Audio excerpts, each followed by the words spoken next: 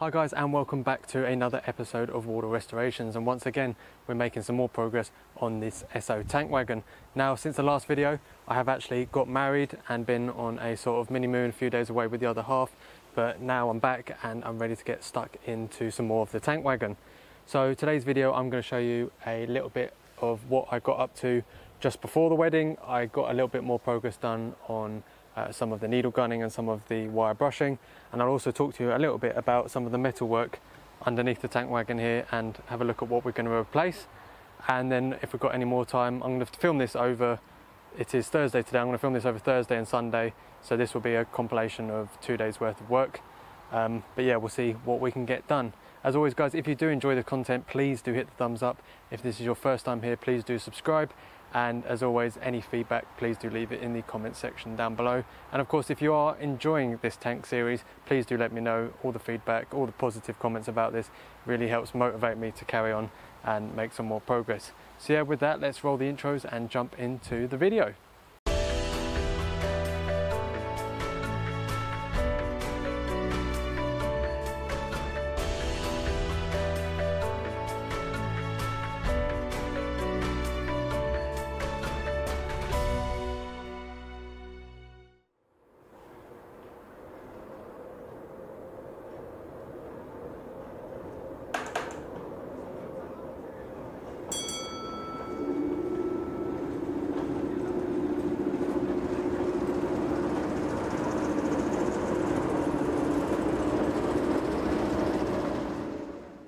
So the first bit I'm going to show you is this little area here.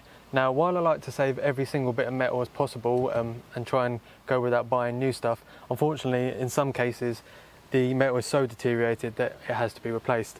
Now, the piece that I'll show you some close-ups of now actually sits between part of the chassis and underneath one of these wooden blocks that sits underneath the tank. Now, the issue here is I haven't got the facilities to lift the tank off these wooden bits. So the plan is, from the bolt just at the bottom there to where it meets the top of the tank here, we're going to cut 45 degrees as the wood underneath it there is alright. The bit that's rotted is this end piece here. We're then going to make a whole new end piece and that will slot and fix into place and will join up with the piece of wood that's already there, if that makes any sense at all. But when this piece of wood comes out, there's a piece of metal here which is 125 centimeters long by about a foot wide, I think. So what I've got here is a metre long piece of 5mm mild steel, a foot wide. I know I'm doing it in all sorts of measurements, but I'm just going with what's off the top of my head at the moment. But the issue is, when I'm buying this metal anyway, if you know any better places, do let me know in the comment section. But when I buy it in metre lengths, it's really cheap. So this 5mm thick, 1 metre long by a foot wide was £40 posted, which I think is really good. However, the piece of metal I'm replacing is again 5mm thick by 1 foot wide. However, it is 125 centimeters long. But as soon as I go over the meter length, everywhere I've looked, the price just absolutely skyrockets. So if anyone knows anywhere that's selling any bits of scrap metal or anything like that of some larger sizes that I might be able to get for cheap, again, yeah, please do let me know in the comment section. But the reason I'm filming this bit first is I'm actually going to take this piece straight down to engineering, as they've got some 5mm offcuts and they're actually going to weld an extra 25 centimeters onto the end of this, which will give us the 125 centimeters we need to replace this very rotten piece underneath here. So then once I've got this old piece cut off, I can then clean up. I think it's actually riveted in place here, but I will replace them with bolts which are more conventional and easier to change in the future if there's any issues. Yeah, so I will cut this piece out, clean it all up, prime and paint the chassis itself before this new piece eventually goes back on. Now, there are 4 of these plates around the tank, 2 on this side, 2 on the other side. The other 2 aren't as bad. Well, one of them is definitely not as bad, but I'm thinking as I'm doing one, I may as well just do all 4 while there's the opportunity to do so. But as I say, yeah, metal certainly isn't cheap, and it's not getting any cheaper either. So I've got one more piece of this on the way to do that side with a little extension on it, but hopefully if I can find some other less expensive stuff for the other side and buy them in larger sheets, then we're on to a winner.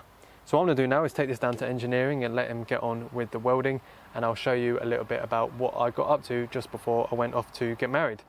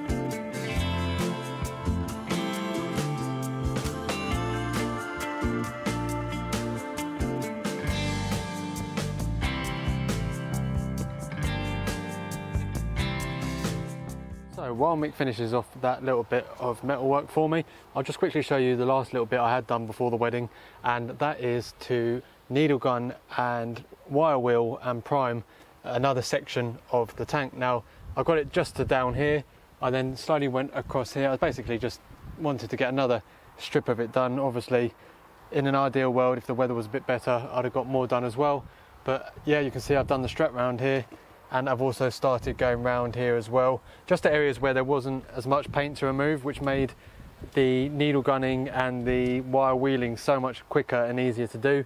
And then I meant obviously I could get a coat of primer on. I put a second coat on as well in some areas, although I'm probably going to go over it one more time before I start adding the top coat. But what I do want to finish today is the piece of metal that Mick's been working on for me. I'd like to get that all cleaned up and primed, ready for Sunday, so then on Sunday I can come down, cut one of these old ones out, hopefully.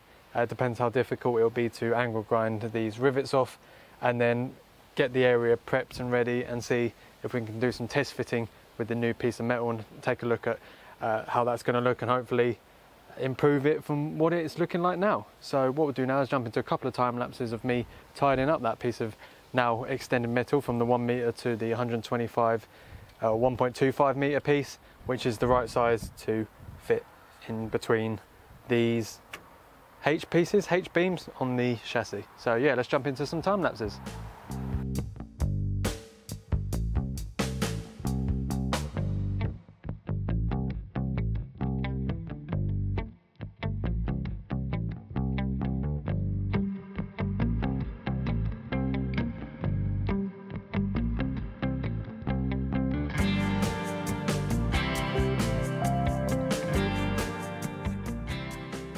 So in case you're wondering why I am changing the metal, I think I may have shown you in some earlier clips, but you can see here how badly laminated some of this metal is. It's completely corroded up to the point where just down here it's only just over 1 mil thick, so it really has lost any purpose that it had there before.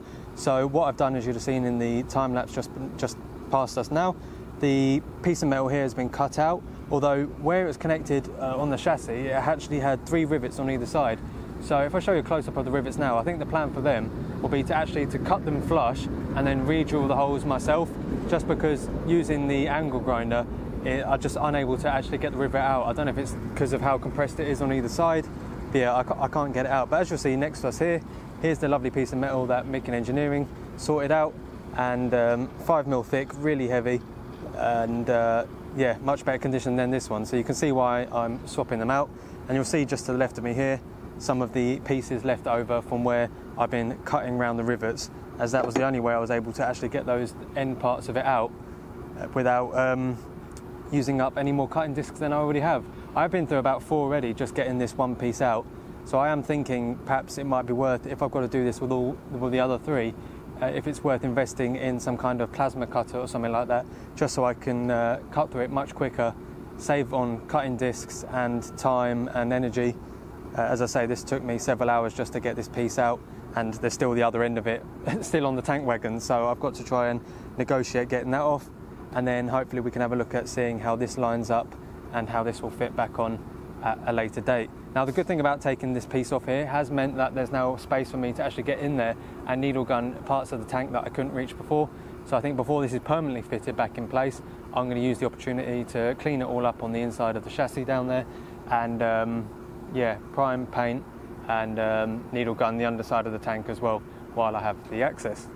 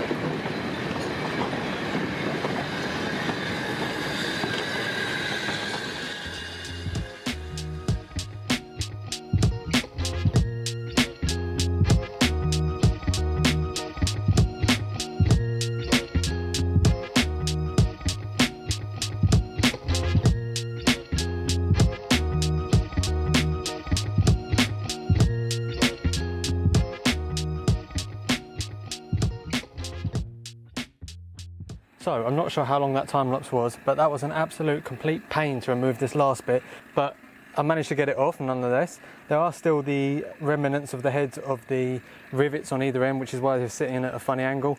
But once they're flattened down, I can then put this on top and get an idea of how it's going to fit. But just looking at it now, well, the metal is obviously the right size. I'm just going to have to work out where I'm going to re-drill these holes to fit this plate on top, and then we can go from there. I think what I want to do next, obviously I'll take this off, get the rivets down flush with the chassis, and then I'll wire brush this whole top, wire wheel this whole top section here, and then dependent on the time, see if I can get a coat of primer on it. I don't think I'm going to have time today to carry on with the black top coat, which is a shame, but is what it is. This job took way longer than I thought. I spent almost all day removing one piece of metal, but I guess that's just the reality of it. So yeah, I'm going to take this bit of metal back off, and then we'll have a look at filing down these rivets.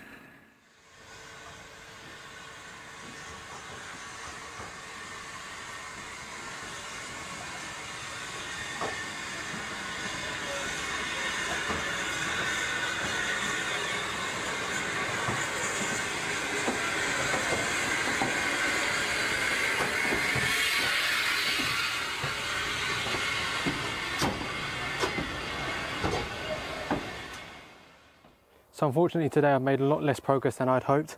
As you'll see from the shots here, I've actually managed to get the rivets off. One actually fell out on its own accord, but the other 5 are still in place.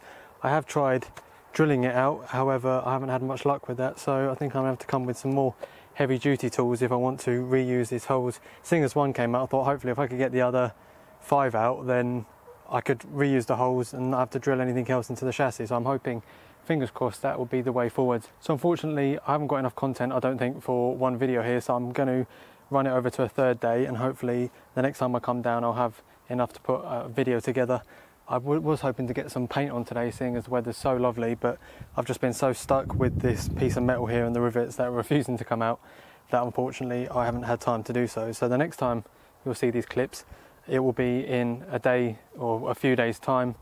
However, we have got our rods day, which is everything with rods. So we've got the Swordfish running, the 03, Hunslet, 08. So I'm going to insert some drone shots after this clip, as I want to go and capture some things while the sun's still out and it's not too windy. So yeah, we'll jump into some clips from the sky, and then hopefully next time I see you, we'll be able to make a bit more progress.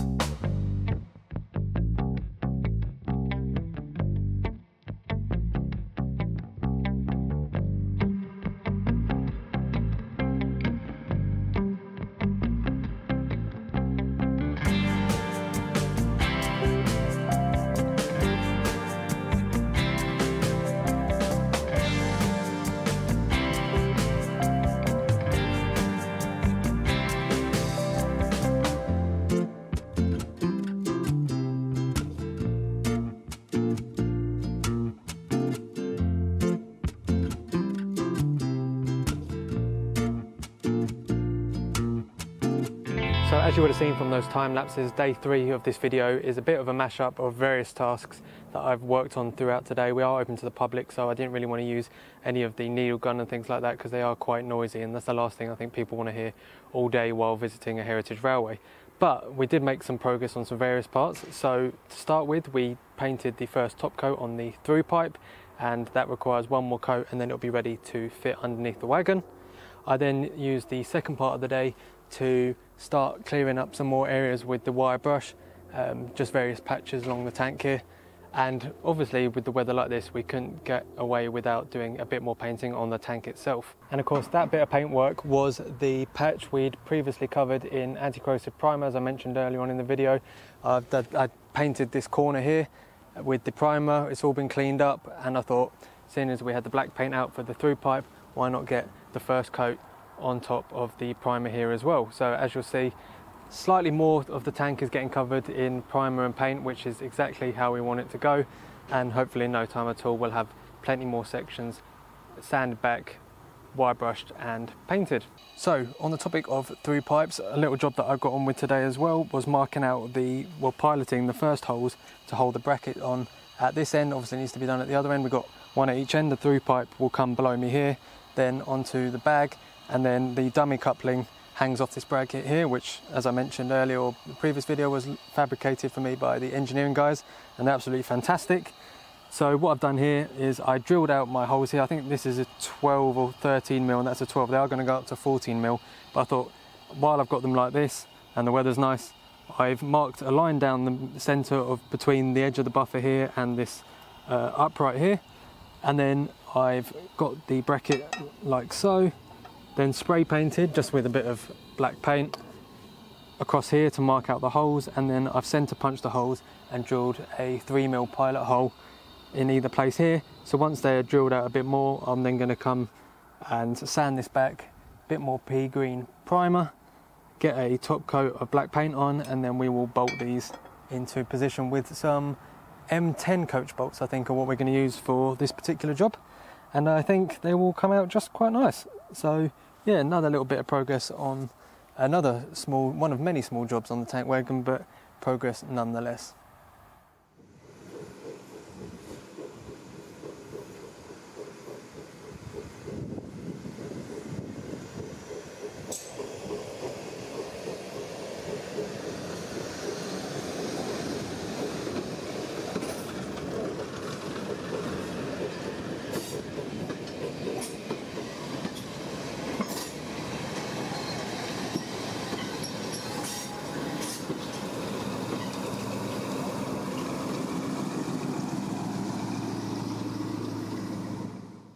So as I may have mentioned earlier, I also used the afternoon with the wire brush to start cleaning up a few more patches across the tank, and that actually included this area here.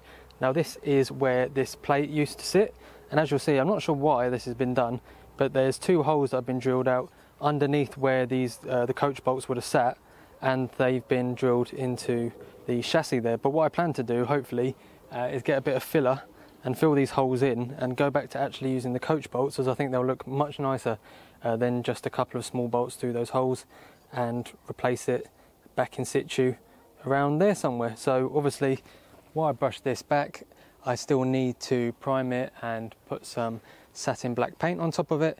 But yeah, that area is very much ready to go. I actually cleaned these up with a needle gunned it for a little bit. I then soaked it in deoxy for a couple of days, maybe 3-4 days, and then when I took them out of the bucket and washed them down, they were absolutely pristine and ready to paint. So a couple of coats of black spray paint over the top and picking out the letters with some nice white paint, and I think they really do look the part. So guys, there we have it. That is all for this episode of the tank restoration. Now hopefully you guys have enjoyed the little bits of progress I've made over the last few days. As I say, today was a little bit more difficult as we're running with the public. I don't really want to be needle gunning and making loads and loads of noise all day, but once I get down here on another weekday when we're not open to the public, I can crack on with making some more progress with some larger sections of removing the paint, priming and putting a bit of top coat. But as always guys, if you did enjoy this video, please do hit the thumbs up. If this is your first time here, please do subscribe, and as always, do leave any feedback in the comment section down below. Hopefully you guys enjoyed the bit of progress we made over the last few days, and other than that, I will see you all in the next video. Cheers.